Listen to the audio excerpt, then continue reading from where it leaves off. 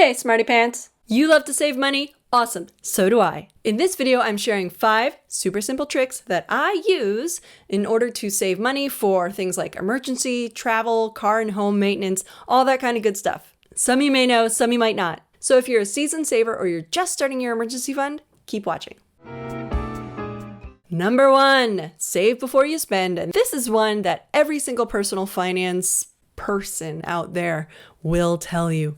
Save before you spend. I'm not telling you to deny yourself fun. I'm saying too many people spend money throughout the month, and then at the end of the month, they look at how much money they have left over, and then they save it. So instead of that, we're going to reverse that. You're going to save a certain amount first, and then spend what's left over. Won't that mean I'll have less to spend? Yep, that's the whole point.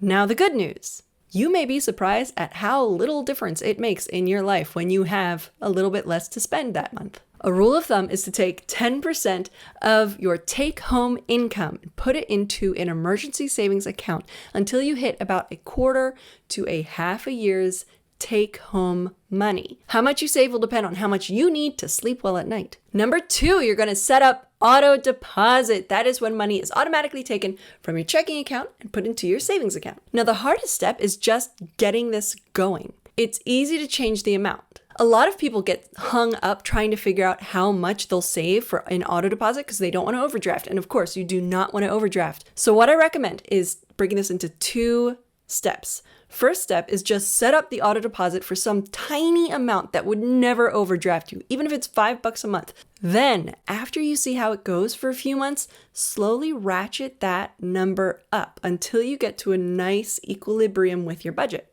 This is a great tip for basically everyone, but it's especially helpful for people who don't consider themselves savers or aren't naturally good savers and want to be. Plus, it helps you with that first trick to save before you spend. My name is Kate Moody, financial educator and coach, here to help independent women outsmart their money. If that sounds good to you, subscribe.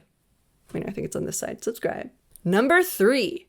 Name your emergency fund after your favorite superhero. This is one I came up with, and I'm especially proud of it because it makes saving fun. It totally shifts your mindset when you're thinking about saving money. Think about it. It sounds kind of silly. Maybe you even laughed a bit when I mentioned naming your emergency fund after your favorite superhero, but that's what makes it fun.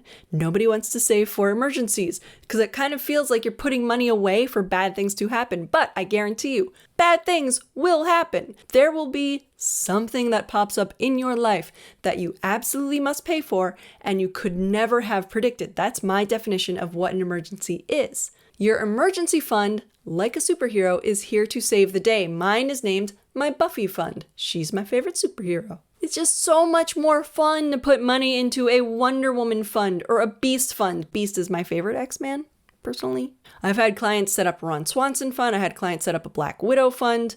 Whatever is going to make you smile and make you want to put money into that fund, do it. Now, I am unaware of a bank that doesn't let you put a name onto your accounts. It should be really, really easy. You should be able to do it from the app or from their online portal. If you have student loan debt and think you may be eligible for federal student loan forgiveness but aren't sure where to start, check out my student loan forgiveness cheat sheet, link in the description. Number 4, for other things you want to save for, things other than emergencies, use sub-savings accounts. They're like little buckets of money inside of your savings account. They're otherwise known as sinking funds, but I kind of hate that term because it makes it sound like my money is capsizing, and I don't like that idea. So I just prefer to think of them as sub-savings accounts. Name them after what you're saving for with a date. So you could say like Tahiti 2025, Prius 2024, whatever it is. Some may not have a specific date, like you're just saving money to cover for things that you know your budget won't be able to handle, like car maintenance or home maintenance, things that you know are going to pop up.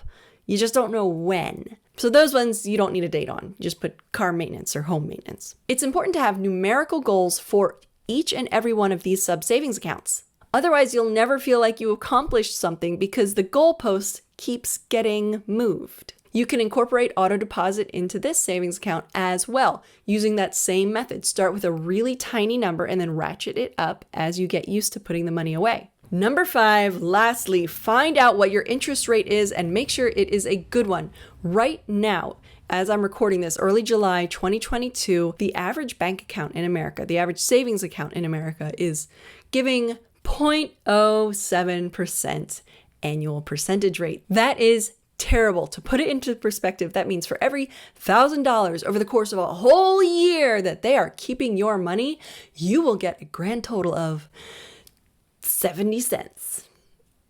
Instead, use what's called a high yield savings account. These are generally online banks. Right now, they're giving around 1%, which is $10 for every $1,000 every year.